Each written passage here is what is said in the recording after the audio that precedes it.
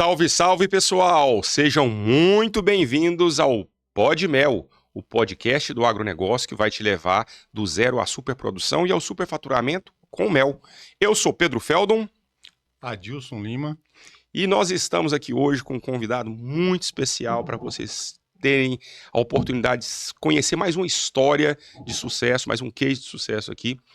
Seu Adilson, como eu conheço desde sempre, né? Seu Adilson é um amigo da família, né, seu Adilson? É isso, muito de longa data. O senhor me conhece de menino, né, seu Adilson? De longa data. Seu Adilson morava com o meu vizinho aqui, seu Simão, né? Uma pessoa que eu cresci quase como um avô para mim, né? E o seu Adilson, como é que é engraçado, né? O seu Adilson, eu conheci ele quando eu era criança e muitos anos depois, quando a gente foi tomar conhecimento de vida mesmo, de mercado, de negócios, eu reencontro o seu Adilson e seu Adilson é um dos maiores especialistas em nutrição vegetal do Brasil. Isso eu posso falar sem medo de errar. E em uma atividade que é uma atividade que as pessoas muitas vezes não conhecem, que é a hidroponia, né, Sérgio? Exatamente, Pedro. Sérgio, o que é hidroponia? Conta pra gente. Pedro, a hidroponia, a gente vai passar uma linguagem rápida. A hidroponia começou antes de Cristo. Ah, é? Mais de 2000 anos? Foi no governo do Nabucodonosor. Na Babilônia. Babilônia. Ele mandou construir um jardim para a esposa, dona Mitz. O jardim suspenso da Babilônia? Era hidropônico. Que isso, Adilson? Sério, no duro, 500 anos antes de Cristo. A esposa dele, a princesa, sentia muita falta da região dela, árvore, vegetação. E lá foi delegada a construção de um jardim suspenso. E lembrando que a Babilônia é uma região desértica. Né? Afirmativo.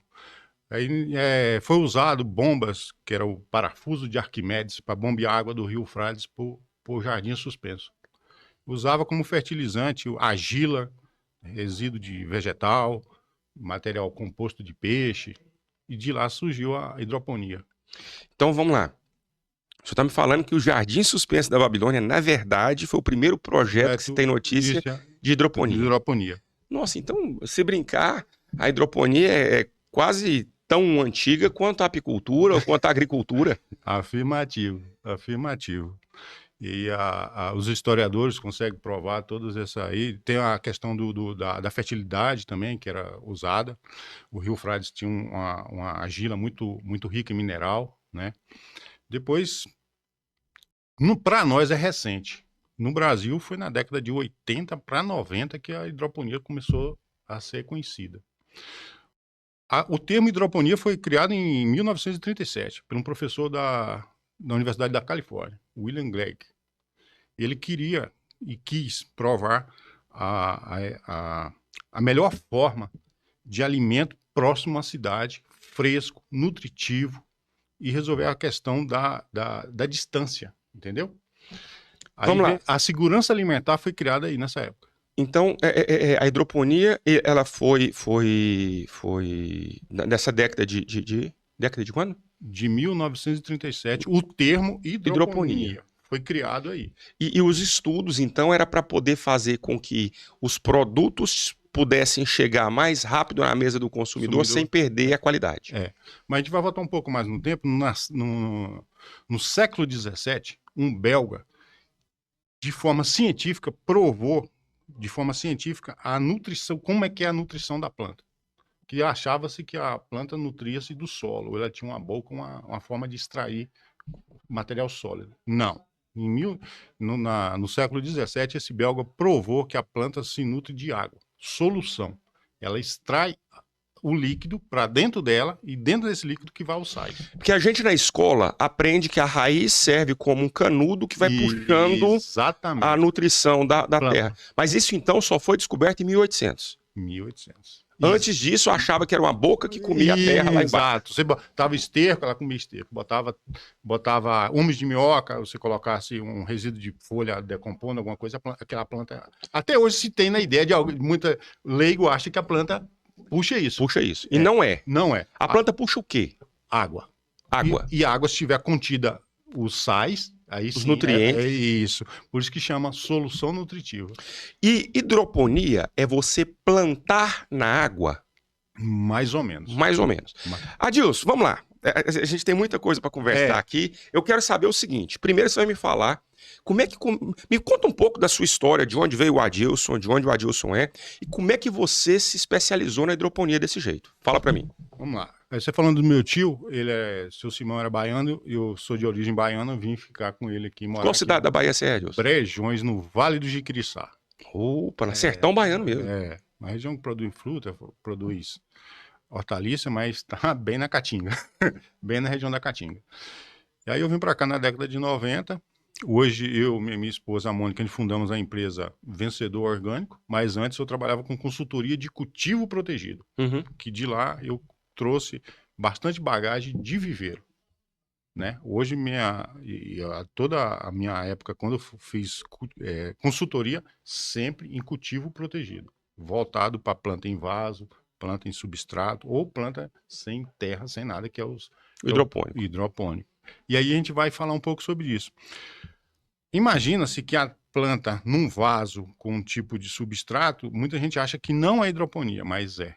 Se esse substrato for inerte, é hidroponia. Então a planta no vaso, Exato. ela é hidropônica.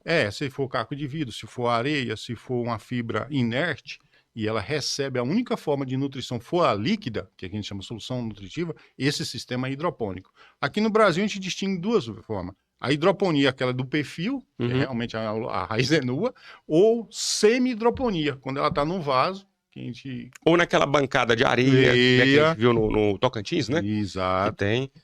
Beleza. Mas aí, como é que você começou a se interessar? Porque quando eu te conheci mais jovem, você trabalhava com aluguéis de máquinas pesadas. Construção civil. Construção civil. Equipamento de construção civil.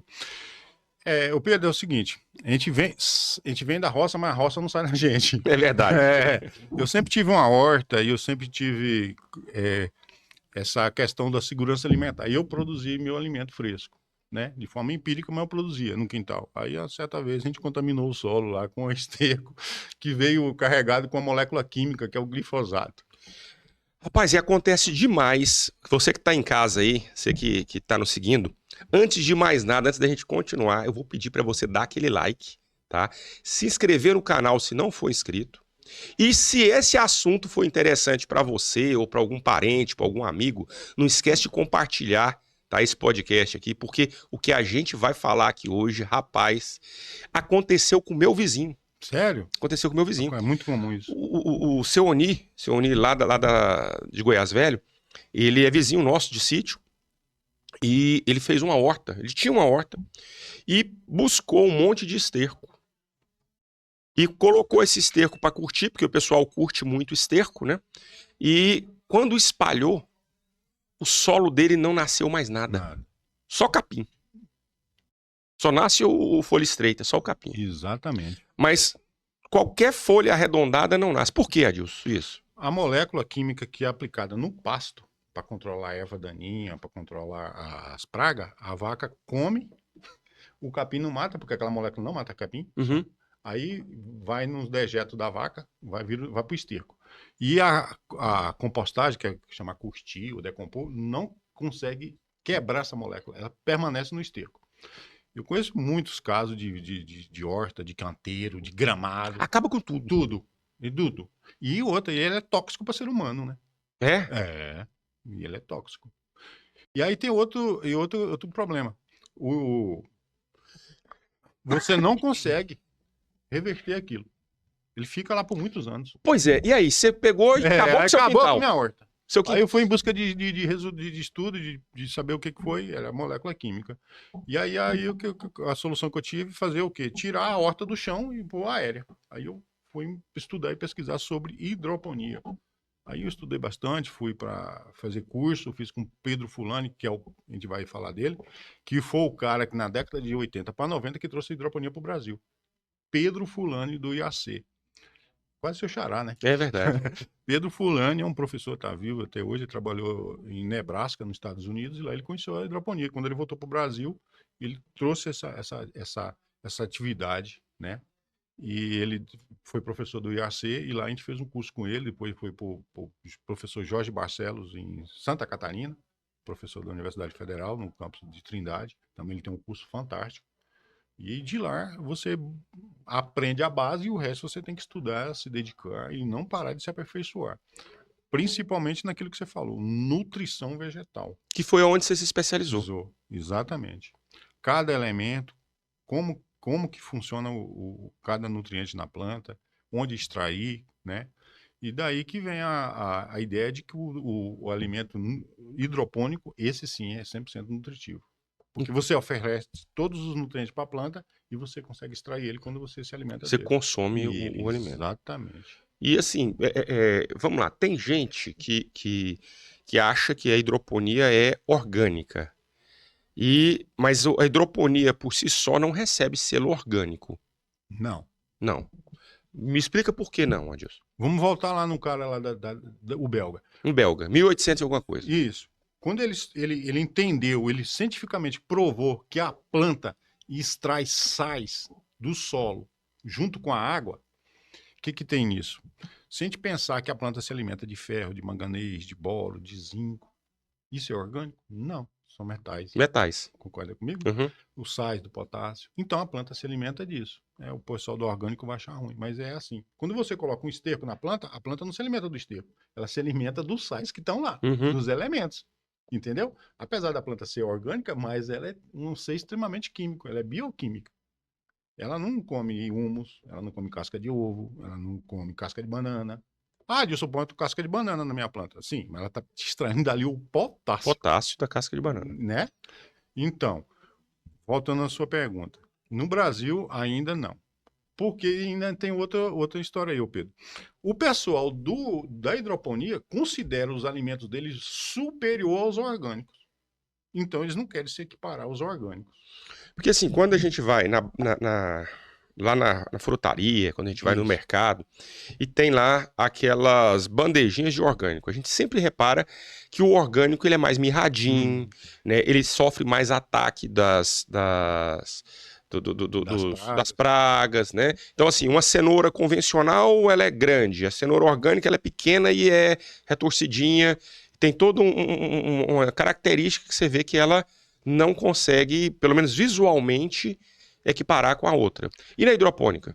O pessoal do orgânico, eles têm uns manejos, uns protocolos para cumprir. Sim. E muitas vezes ele não consegue aplicar uma técnica que a planta desenvolva, fique bonita e fique apresentável. Né? Na hidroponia, ela não passa pelos aqueles estresses que você está falando aí. Planta com folha amarga, a planta mirrada, a planta com bastante lignina e celulose, que acontece quando a planta está em campo, que ela fica recebendo uma incidência muito grande de sol, de luz, e ela estressa. Na hidroponia não acontece isso. Por quê? Porque eu tenho um ambiente, uma ambiência, que torna um conforto para a planta, e eu consigo uma planta de alta performance, tanto nutritiva como a apresentação dela. Ela é muito mais palatável, ela é muito mais apresentável, ela não sofre esses intempéries que acontecem no campo. Então, o que acontece? Eu tenho uma planta que ela entrega tudo aquilo que ela pode dar. Primeiro que eu forneço os nutrientes que ela precisa. Ok? Tem um médico aqui em Brasília, Dr. Arnoldo, ele morreu, mas ele é especialista em magnésio. Ele afirma que o Brasil é deficiente em magnésio. E que isso quer dizer... Quando você fala o Brasil, o brasileiro. No território do Brasil, o solo brasileiro é pobre em magnésio. Entendi. O brasileiro tem deficiência de magnésio. Porque não come magnésio. Uhum. Quando você compra um vegetal e come ele, espera-se que tenha magnésio, mas não tem, porque no solo não tinha. Olha, disso que tem a ver com hidroponia. Na hidroponia eu oferto, eu entrego a quantidade exata que a planta precisa de magnésio. Então eu tenho uma planta 100% nutritiva. Entendi. Você entendeu? Entendi. Ah, Dilson, então eu jogo calcário lá e... Não. Se uma cultura leva 25, 30 dias para ser colhida, uma rúcula, uma alface, e o calcário leva 6 meses para reagir, então não dá tempo para a planta absorver o calcário que ele jogou. E depois vem o problema do lixiviamento, que lava, desce tudo. Então o nosso solo é pobre em magnésio. Já o caso da hidroponia, eu resolvo isso. E eu consigo até trazer aporte nutricional e de vitaminas no sistema hidropônico. Olha só, fazendo só um paralelo com a apicultura, tá? É interessante isso, porque a abelha, ela também é um animal que foi criado, né? Que ela surgiu e ela se evoluiu para trabalhar e oferecer o máximo que Assim, ela pode. E a abelha, quando ela não é bem trabalhada, quando você não dá as condições biológicas para ela trabalhar, ela rende pouco. Ela não consegue produzir filhote, ela não consegue produzir mel, ela não consegue gerar geleia real.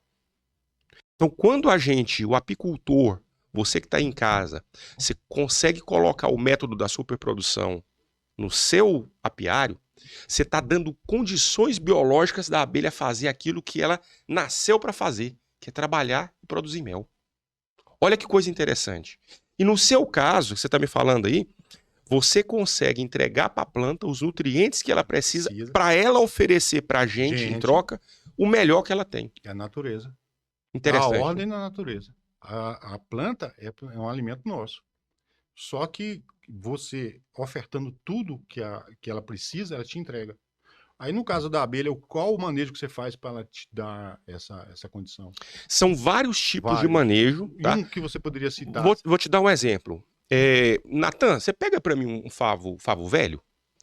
Olha que coisa interessante. Minha colmeia não tem muita abelha. Geralmente não tem muita abelha. Por que não tem muita abelha? Porque com o passar do tempo, as abelhas vão limpando os favos. Ela vai limpando os favos. Obrigado, Natan. Ela limpa o favo. Olha que interessante. E ela vai passando uma cápsula de própolis, uma camadinha de própolis. E isso vai engrossando o alvéolo. Engrossa tanto que chega num ponto que a rainha não consegue mais colocar o abdômen e botar. Então houve um estresse na colmeia. O estresse na colmeia. Nós estamos falando de uma colmeia que vai ter 10 quadros desse aqui. Você concorda comigo? Se 5 deles a rainha não consegue botar, você reduziu 50% do espaço da colmeia? Caiu a produtividade. Então o apicultor que quer trabalhar com a superprodução de mel, obrigatoriamente ele precisa fazer a troca de favos. Pelo menos 2 vezes por ano. Ou 1 vez por ano. Então, Pedro, eu não conhecia, bom aprender, mas tem tudo a ver com a nossa atividade. Exatamente. Evitar o estresse. Evitar o estresse da planta também. Porque assim... Ela vai entregar o máximo que ela pode. O máximo que ela pode. E é obrigação do apicultor fazer isso, assim como é obrigação do agricultor fazer isso. E o que a gente recebe em troca quando você faz um trabalho bem feito de nutrição da planta? Uma entrega de um produto de qualidade. Agora, dando exemplo aí da abelha, quando você vai consumir um alface, por exemplo, você tira a folha e saiu aquele látex, aquele leite. O leite. Aquele é um látex. Uhum. Aquela planta, ela tem que ser descartada. Mas você vai em feira que tem produção de solo, a maioria das alfaces está daquele jeito. Pai Deus, por que ela ficou daquele jeito? Porque ela estressou. Ela não serve mais para consumo humano. Então, quer dizer, vamos lá, peraí, vamos por Você partes. vai colher uma alface, olha, você vai comprar uma alface. Quando você tira a folha, entre o talo e a folha, não sai um leite? Você já sai um leitinho. Aquela planta é descartada. Ela não pode ser comida. Não, porque ela já não tem mais nutriente para te ofertar. E o sabor dela tá amargo. E amarga mesmo, é verdade. Tem gente que gosta dela porque é amarga. Tem gente... porque você acostumou, porque você não conhece a hidropônica. Eu tive a oportunidade de conhecer, porque o que acontece? Quando eu conheci o senhor Adilson, já nessa fase da hidroponia, o senhor Adilson, na casa dele, ele produzia em 2 metros quadrados. 2 metros quadrados, ele produzia alimento, assim, verdura para a família toda e para as visitas. Não tinha vez que eu saía de lá sem 2 pés de alface. E engraçado, eram as cabeçonas de alface desse tamanho. E o senhor Adilson falou: Pedro, come uma folha dela agora para você ver. Você comia alface e chegava a ser doce. Exatamente. Chegava a ser doce. Você tinha vontade de comer a pé de alface inteiro, Natan do céu. Você precisava de ver, cara. Impressionante. Eu nunca comi uma folha de alface daquele... A couve. Também. A couve. Gente, a couve, você come a couve. E couve não é boa de comer pura, não. Mas a couve hidropônica é diferenciada, né? Porque a gente volta no estresse, a couve, a alface, as folhosas, tem frutos também. Quando ela estressa, ela se sente ameaçada, assim como a abelha. Aí o que acontece? Ela puxa todo o nutriente que ela tem e faz o seu ciclo acelerar para ela encerrar o ciclo, que ela quer reproduzir porque ela acha que ela vai morrer. Entendeu?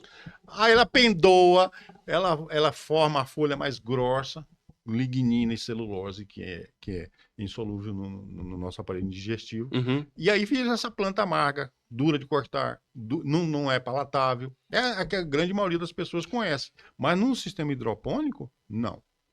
A gente tem uma planta conduzida com nutrição, com rega e um ambiente confortável para ela evitar que aconteça isso. Entendi.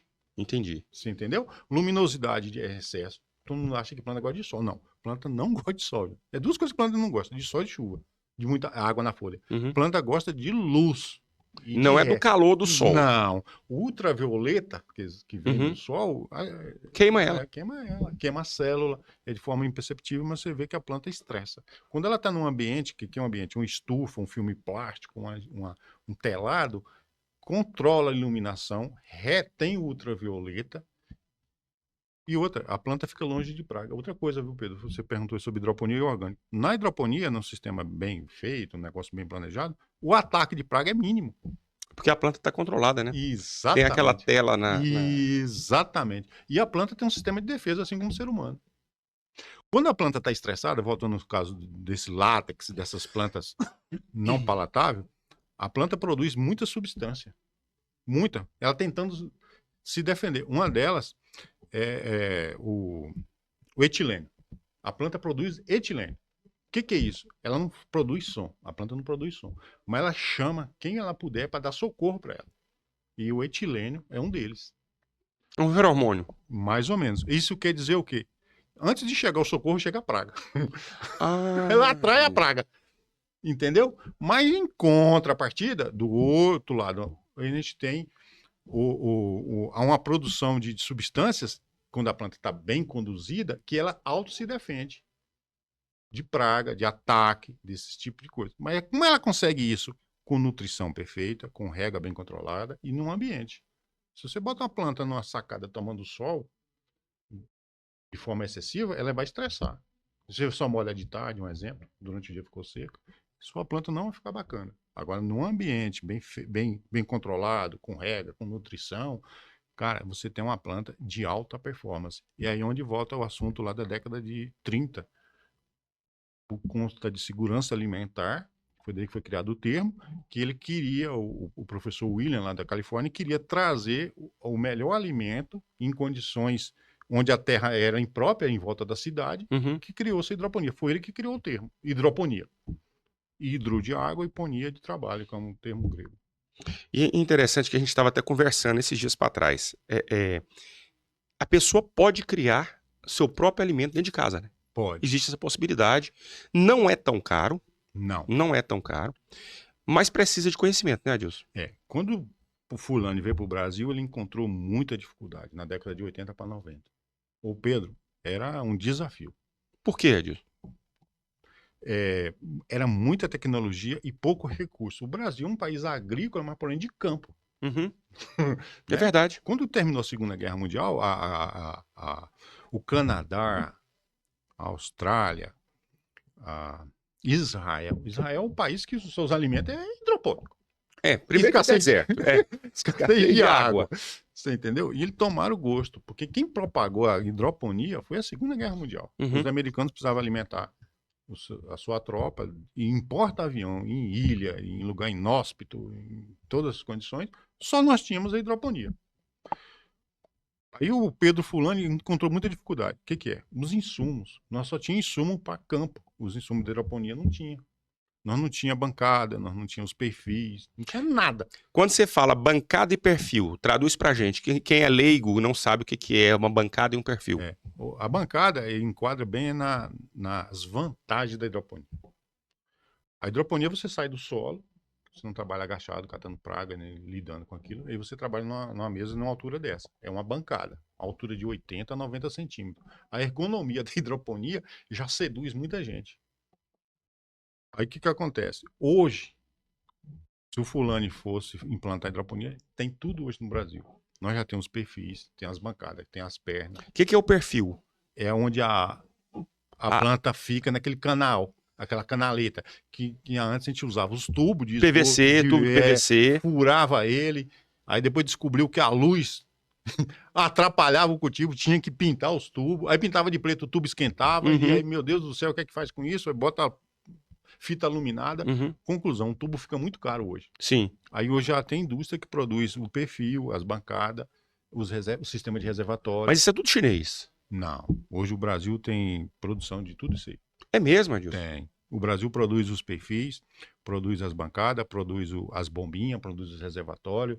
O Brasil tem toda a produção de insumo para hidroponia. Boa parte é importada, mas é revendida aqui também. Hoje, o sais, o que é o sais? É a nutrição, né, que dilui na água. Os minerais, os né? Minerais. Os minerais, exatamente.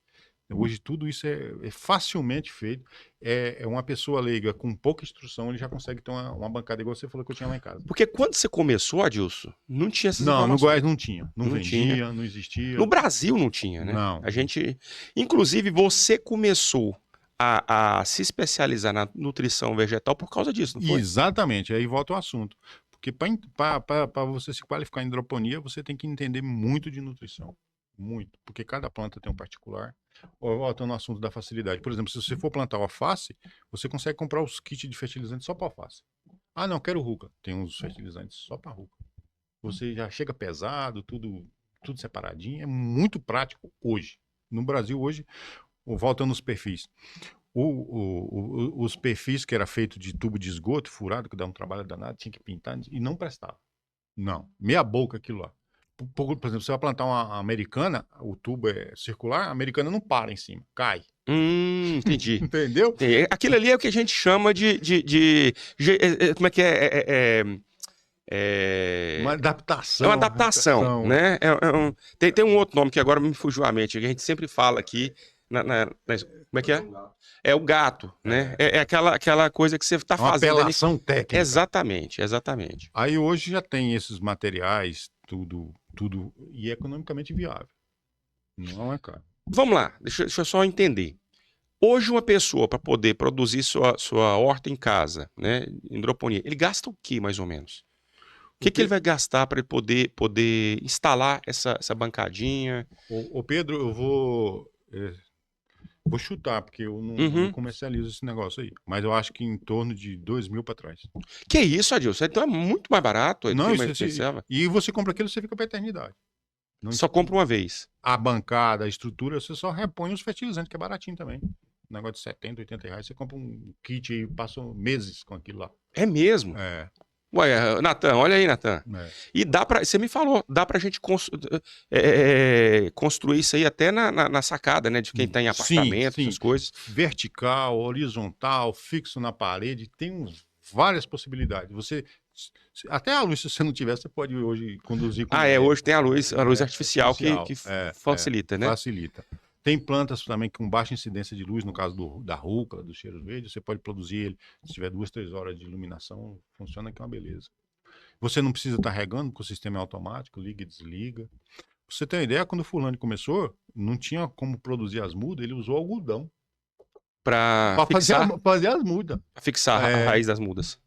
Aí hoje já tem as espuma fenólica, tem uns cubozinhos de fibra de coco. Não, hoje tudo isso tem, acha. Tudo. De forma prática, limpa, higiênica, você leva para sua casa, não suja nada. E basta ter instrução e conhecimento, né? Porque de forma empírica, sozinho, é complicado. É difícil. É porque é uma técnica, né? É uma técnica. E foi esse conhecimento que você adquiriu, Adilson, né? Que eu vou chamar de você, porque hoje aqui é bem informal hoje, então a gente pode ter essa tranquilidade. Então esse conhecimento que você adquiriu foi o que tornou você um especialista nessa questão e você começou a dar muita consultoria. Fui procurado por muitos produtores. Brasil todo, Adilson? Aqui no Goiás eu tinha pouco cliente, mas era no norte do Brasil. Aí, por conta de ambiência, por conta de produtividade, o norte do Brasil é uma região muito quente e viu-se na hidroponia a possibilidade de produzir. E lá você me falou que as bancadas utilizam como conector a areia, né? Tem. Bastante, hoje é bem difundida a hidroponia feita na areia. Por conta de consumo de água, manejo ele é mais simplificado. E nós temos uma areia maravilhosa nos rios brasileiros, né? que já é Exatamente. areia de rio, não é aquela pó de pedra, não é... Aquela não dá. Aquela areia, como rege a lei da natureza, ela vem pronta. Ela está inerte, ela não tem sais. Alguns casos você tem que descontaminar. Aí você tem que passar por uma descontaminação para evitar de ter patógeno. Porque as doenças da hidroponia é no sistema radicular. Vamos fazer só Porque o que eu achei mais interessante no que o senhor Adilson me falou do trabalho dele é que ele hoje ele produz fertilizantes para vários tipos, ou quase todos os tipos de planta de consumo humano, né, Adilson? E o Adilson hoje tem uma indústria que fornece para o Brasil todo e até para fora do Brasil, né? Com essa ideia de facilitar e diminuir a trabalheira, quando eu fazia consultoria, surgiu a demanda de ter um fertilizante orgânico para dar um arranque inicial nas mudas. Porque quando você está com a muda e você vai para o perfil, vai para a bancada, ou vai para o canteiro, ou vai para o chão, seja lá para onde for, ou planta, árvore, seja o que for, ela precisa desenvolver o sistema radicular. E daí, eu lembro, voltando no caso da Bahia, eu lembrei de uma receita que a gente fazia lá, que era um adubo orgânico. E a gente misturando na muda e a planta cresce. Hoje nós temos 3 fertilizantes. Os seus fertilizantes, então, são orgânicos? 100% natural. Ah, e outra pergunta que me faz, dá para usar na hidroponia? Não, só no início da muda, ele não dissolve. Então vamos lá. Então, o seu produto que você se industrializa lá, ele é um fertilizante de solo. De solo. Não serve na hidroponia. A gente não falou, mas a gente pode dar uma pincelada rápida. É que a hidroponia no NFT, que é o perfil, que aquilo também foi depois da Segunda Guerra Mundial, um inglês interessou, que a hidroponia era feita em bacia, em banheiras, floating. Gastava-se muita água. Aí esse camarada, esse inglês, falou, não, vamos ver que é uma solução. Aí ele que criou o perfil, bota no assunto do perfil.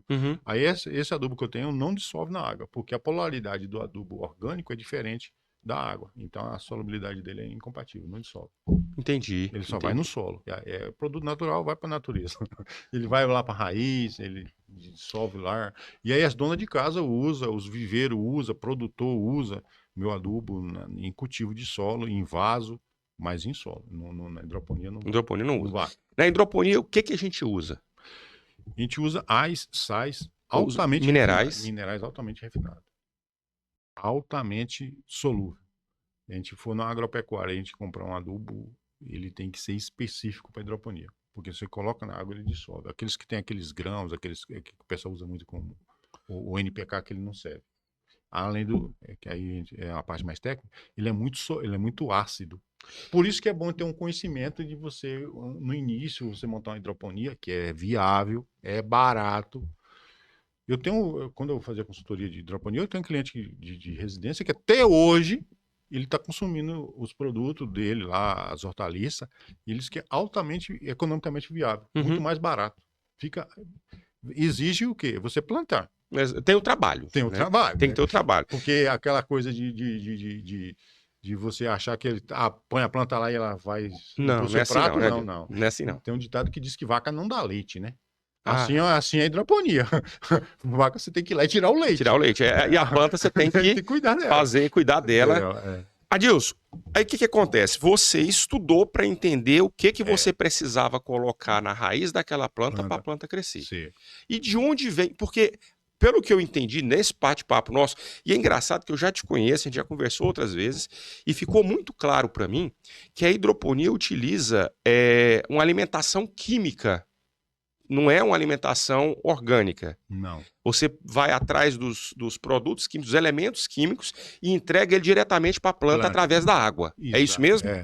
Foi o que o belga descobriu lá. Aí do século XVII até na hidroponia hoje, ela era usada na década de 30, a hidroponia ficou dentro de laboratório.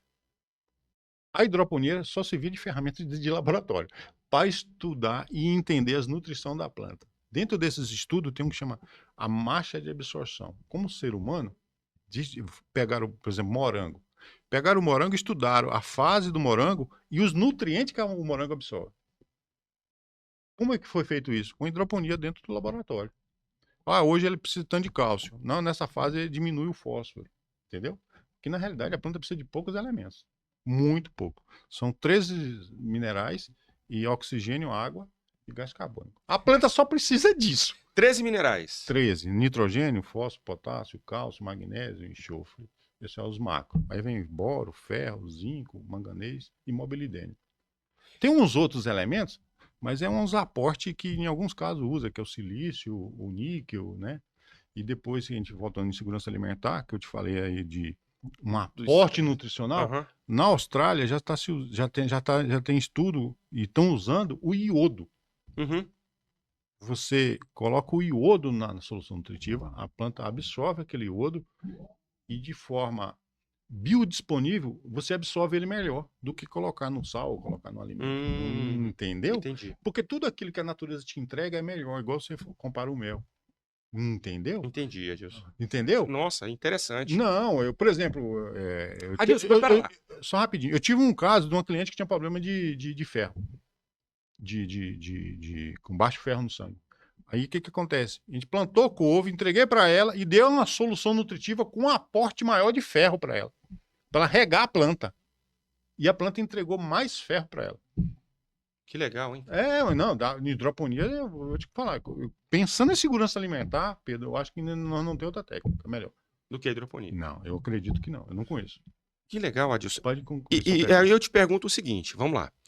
Mas o seu produto, o produto o fertilizante da Vencedor, ele é um produto orgânico. 100% orgânico. O que acontece quando você coloca esse produto orgânico para ele liberar para a planta na terra e ela poder sugar? Porque ela não vai sugar o produto orgânico. Não. Então me fala, qual que é o processo que acontece dentro da terra com o seu fertilizante que vai transformar isso na nutrição da planta? Lá a gente tem 3 produtos. Um que é para enraizar, um que é para crescer e um outro que é para a planta florir e dar manutenção na planta. São fórmulas. Que quer dizer o quê? Eu uso matérias orgânicas e construo um fertilizante, assim, de forma coloquial, um NPK. Um para cada fase da planta. Quando você usa esse fertilizante, ele já foi solubilizado lá na indústria. Que quer dizer o quê? Ele já passou pelo processo de liberação de nutrientes. Quando você coloca na planta, de forma rápida e eficiente, mas tem que ser no substrato ou no solo. Entendi. E você rega, quando você molha, o adubo libera o nutriente que está lá dentro e a planta absorve. Entendeu? Entendi. Aí você me pergunta, Adilson, então eu vou dissolver na água. Não dá. Não dá, eu vou te explicar por quê. Quando você coloca o meu adubo numa planta, ele leva de 30 a 45 dias nutrindo a planta. Ou seja, não é mais igual aquele dia na hidroponia que é diário. A nutrição é diária. E quando eu adquiro o sais da hidroponia e jogo na água, ele dissolve, ele some, você não vê. O meu não. Ele é liberação lenta, ele é gradual. Por isso que está a diferença. Um é rápida de solução e o outro não é. E ele tem algum consórcio com o solo? Ele precisa do solo para alguma coisa? Para soltar? Ou é só a água que vai fazer esse trabalho? Olha, Pedro, as suas perguntas é muito boa e muito inteligente. Olha só. O solo, fibras, ele tem uma característica que chama dissorção. Um termo técnico, não é absorção, não, é dissorção. O que é isso? Se eu coloco o meu adubo no solo, quando o adubo libera o nutriente, parte vai para a planta e outra parte entra nas fibras, no colóides do solo. E ele se armazena lá. E o excesso fica lá. Então o solo vai estar fertilizado. Exatamente. Entendi. Aí toda vez que você molha e a planta precisa de nutriente, ela vai no solo e busca. Aí o que acontece? É o contrário do adubo químico. Que o adubo químico, quando eu molho, ele dissolve rapidamente. Ele lixiveia, aquele lixiveia, ele se perde, né? Quando eu molho aqui, ele cai embaixo. Vai ser absorvido pela terra. Adilson, mas há dissolução no químico? Porém, o adubo químico, ele é salino. Ele é salino e ele causa danos na raiz por conta de quê? Alguém já colocou o adubo demais na planta e queima? Queimou a planta. Exatamente.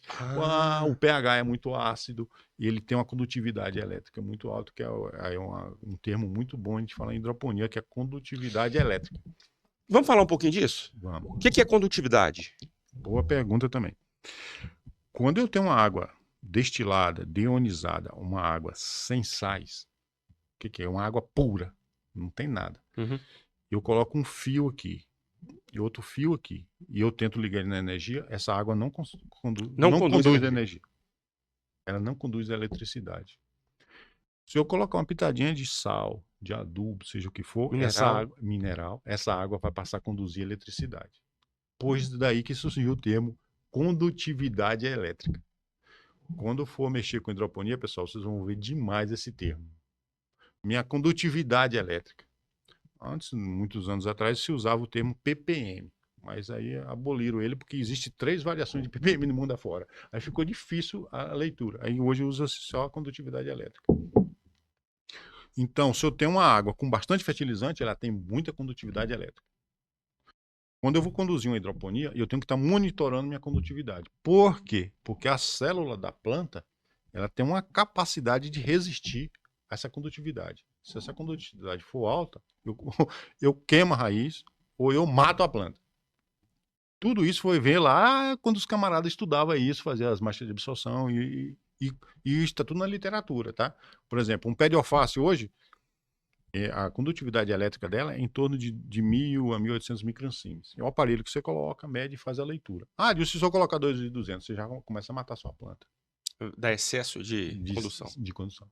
A membrana, que é a célula, que extrai a água, que puxa a água com sais, já não faz isso mais. Porque o sistema é por osmose. Uhum. A membrana, a água passa na membrana e conduz nos dutos da planta e leva lá para as folhas, onde acontece a mágica da fotossíntese. Osmose é aquele lance do mais ou menos vai puxar o que tem mais. Isso. E dependendo da quantidade, ela vai atrapalhar para subir a nutrição. Isso. Se eu aumentar, vai ser o inverso, vai ser pressão osmótica. A planta vai perder a água e tentar dissolver esses sais. Entendi. Por isso que quando a gente coloca adubo demais numa planta e vê as folhas sapecadas, queimadas. É porque a planta começa a jogar, a perder a água dela para poder tirar aquele sais de lá. Porque quando eu estou com a condutividade fora da faixa, e eu errei a mão, ou eu coloquei lá de forma errada, sei lá o quê, e eu não medi, quando a planta puxa, ela vai puxar. Ela não tá sabendo que a condutividade tá alta, não. Uhum. Ela puxa e joga pras folhas. Aí as bordas das folhas queima. Toma um choque, né? É verdade. Tem planta que fica branco de sais. É verdade, é verdade. Entendeu? Aí o processo agora é o seguinte: ou tu corre, joga isso aqui fora e põe sua água pura, ou se você deixar, você vai matar sua planta. Isso eu tô falando de hidroponia. Agora, no solo, aí já é complicado, porque o sais já se dissolveu. Como é que você tira aquele troço lá do vaso ou do solo de uma planta de pomar? Se você colocar muito, vai queimar a raiz, vai queimar a planta. E aí vai estragar o solo. Também. Aquele solo vai ser impróprio para você plantar dele depois. Vai sair a faixa do pH, a condutividade é muita. E, por exemplo, se você usou cloreto de potássio, que tem muito potássio, né? Muita gente gosta do cloreto de potássio, porque ele é barato. E ele também tem um aporte muito grande de potássio. Ele é muito salino. Ele deixa o seu solo muito ácido. E tu faz Ramon no potássio, no cloreto de potássio, o teu solo vai ficar ácido. E isso aí demanda tempo. E aí você vai ter que usar muito recurso e tem que ter um conhecimento técnico para melhorar aquele solo. Entendi. Entendeu? Na adubação orgânica não acontece isso. Entendi. E no manejo da hidroponia é onde vem o conhecimento, de você conhecer sobre condutividade elétrica, conhecer a formulação, saber manejar. Mas depois vai tranquilo, tá? pH, isso é tudo tranquilo. Hoje é muito tranquilo. Hoje é uma canetinha assim, você coloca na água, você faz uma leitura, um aparelhozinho parecendo uma caneta. Você faz uma leitura de tudo que está acontecendo ali dentro. Tem um aparelho hoje que mede até o poder de redox, quer dizer, a quantidade de oxigênio que tem lá. Adilson, mas é tanta coisa que você traz. Mas é impressionante, cara. É impressionante. E uma das coisas mais interessantes que eu vi no seu trabalho é você buscar produtos naturais de onde você vai extrair os elementos que a planta vai precisar. Né? E ali, quando a gente chega na indústria do Adilson, tem aquele monte de sacos, né? E cada um com um cheiro diferente, com uma densidade diferente. Adilson, só vamos dar um exemplo aqui para o público. De produtos que você compra, que você vai colocar no seu fertilizante.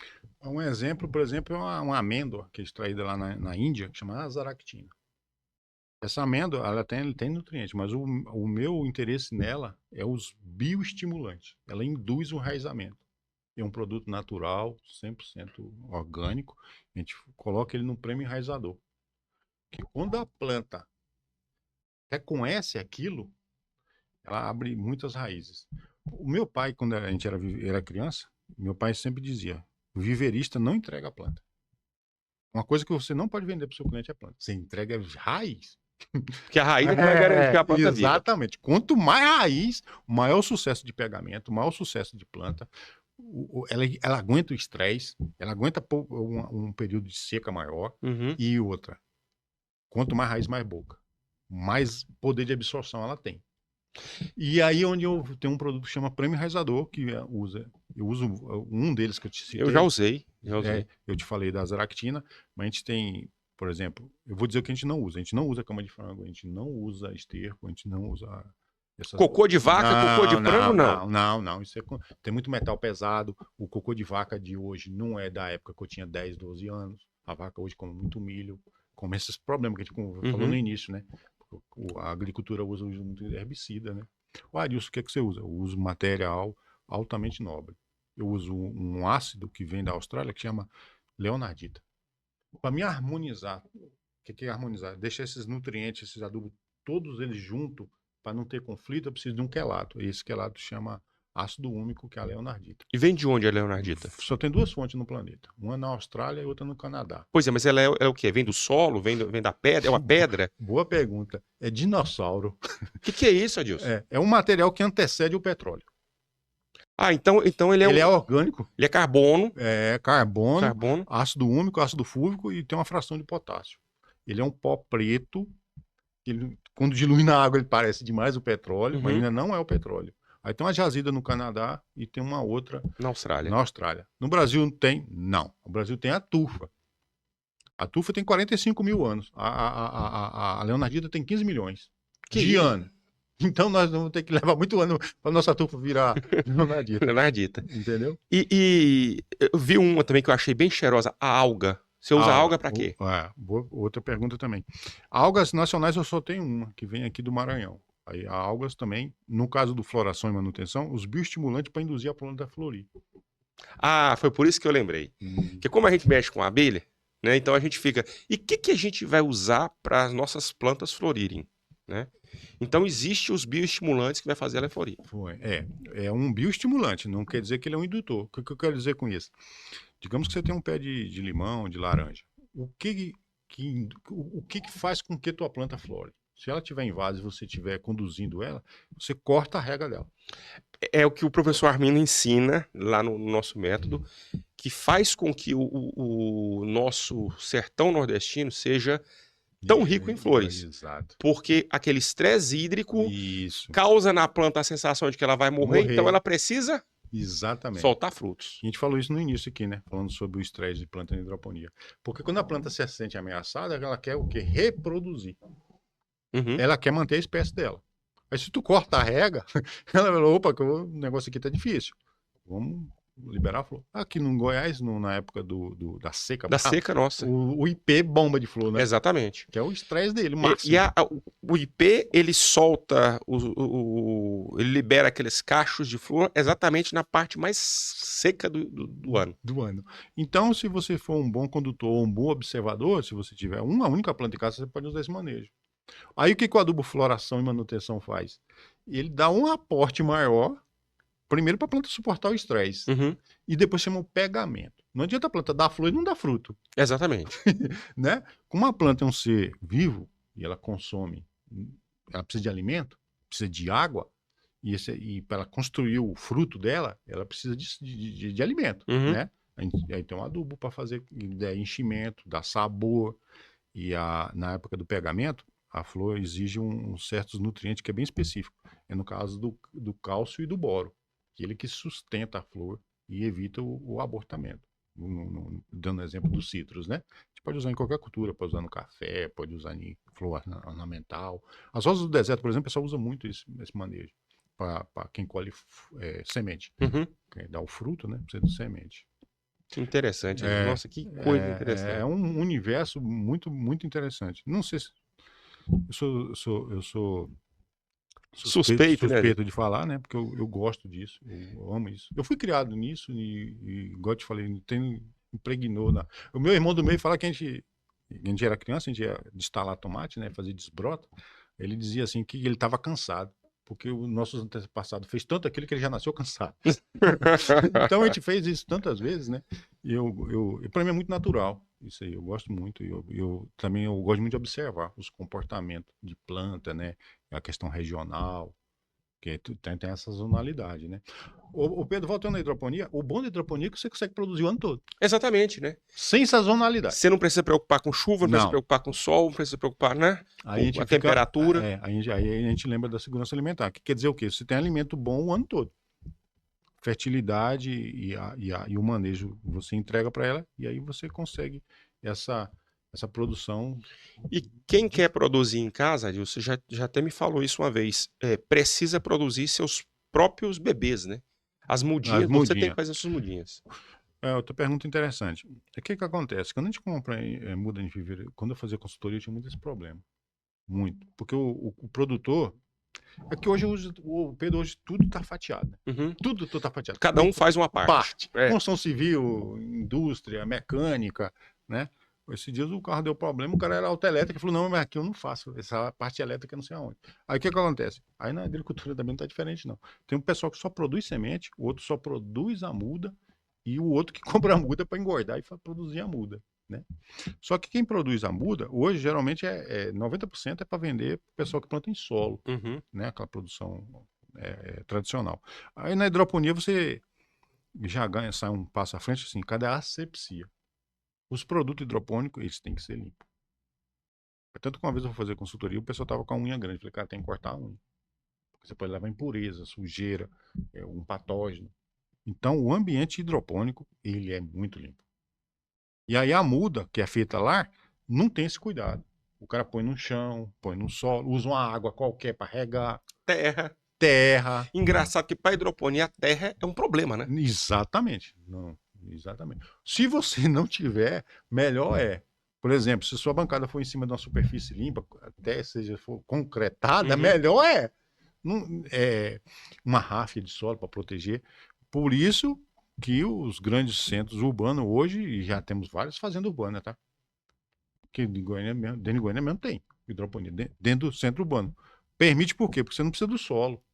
Um galpão abandonado hoje pode virar uma hidroponia. Já temos isso em vários casos. Tem, né? É verdade. Então, o solo, ele tem muito patógeno. E na hidroponia, esses caras não se dão bem. É antagônico um ao outro. É alemão. Não é bem-vindo. Exatamente. A água tem que ser limpa, né? Não pode ser água barrenta, não pode ser água suja, água de córrego. Esquece disso. Eu tive cliente que teve problema sério, só usava água de represa. Aí uma certa vez eu fui lá e falei que tinha que fazer um poço. Aí o pai dele insistiu, ele pegou e fez o poço. Ele acabou com os problemas, 90%. Olha aí. Porque pra gente que é leigo, eu acho que é a mesma água. Água é água. E não é, né? Não é. Eu tenho um produtor que tinha 3 poços, cada poço não é realidade. Eu fui lá e marquei os poços. Esse aqui você usa para aplicação foliar, aquele lá você usa para rega, e aquele lá é muito salubre. A gente vai deixar só para fazer limpeza. O cara ficou impressionado. Você tá brincando. Aí eu peguei, levei os equipamentos, medi, ele viu, né? A água, tem água que é rica em nutriente. Quando é em larga escala, a água que você vai usar uma produção hidropônica em larga escala, comercial, tem que fazer uma análise. Tem, né? Temos que conhecer a água. Por quê? Porque tem produto que é incompatível com a sua água. Ou, em alguns casos, tua água já tem um nutriente que você precisava comprar. Eu tive caso que ele faltou no caso do magnésio. Tinha cliente que tinha muito magnésio na água. Ele não precisava da água do magnésio. Aí a gente tem que construir uma fórmula para facilitar. Baseada na água dele e na marcha de absorção.